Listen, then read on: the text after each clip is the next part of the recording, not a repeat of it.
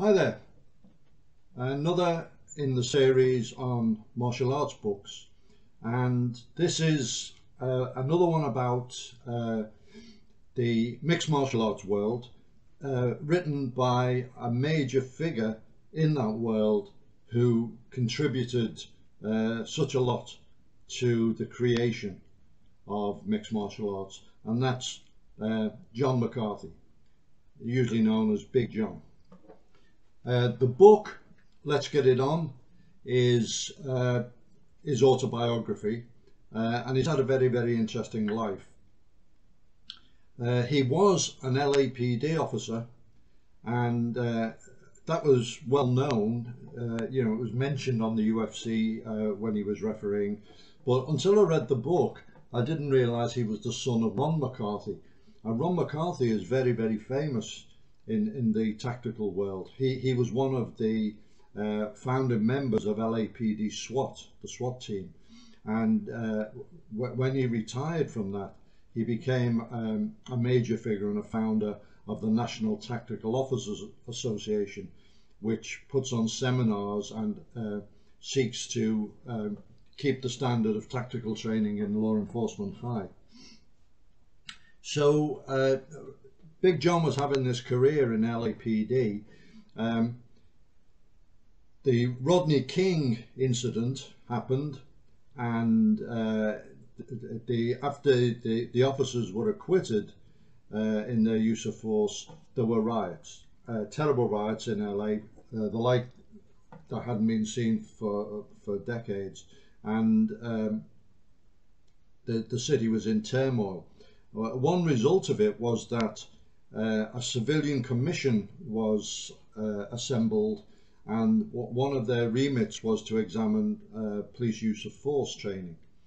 And so they convened a panel, and experts were invited to submit their ideas, and Big John was there to represent LAPD training.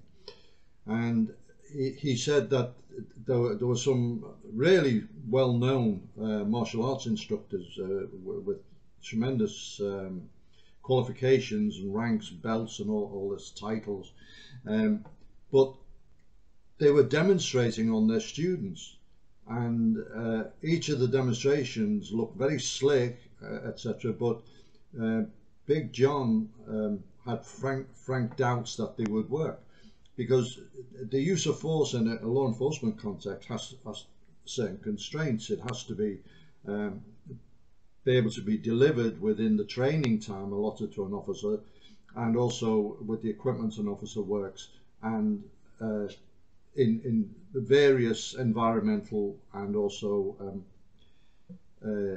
situational conditions.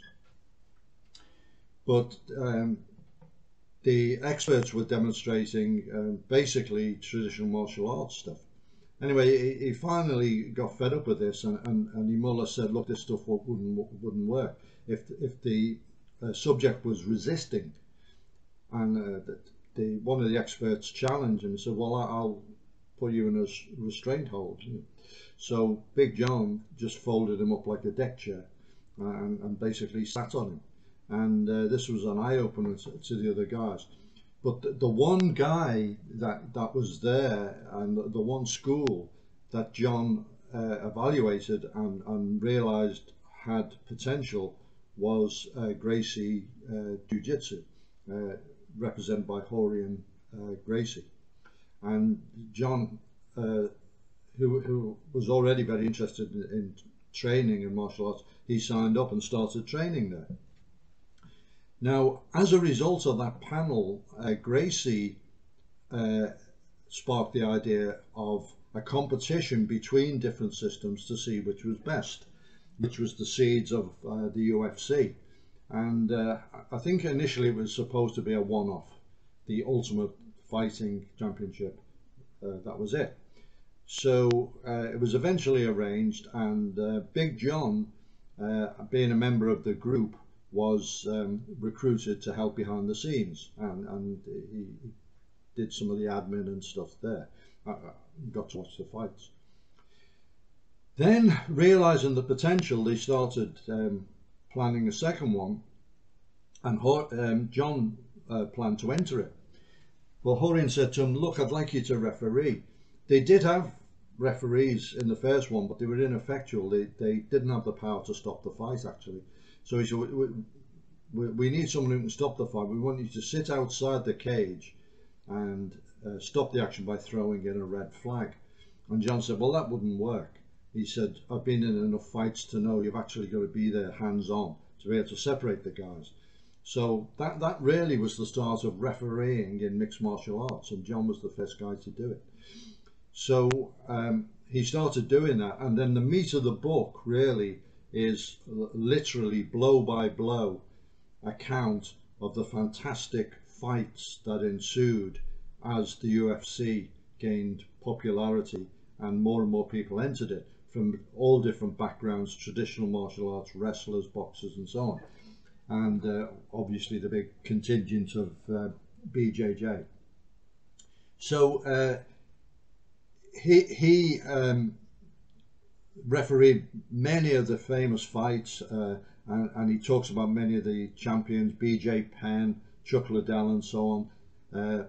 And he really is as much a fan of mixed martial arts as we are. And as he said, he's got the best seat in the house, right in the middle of the action. So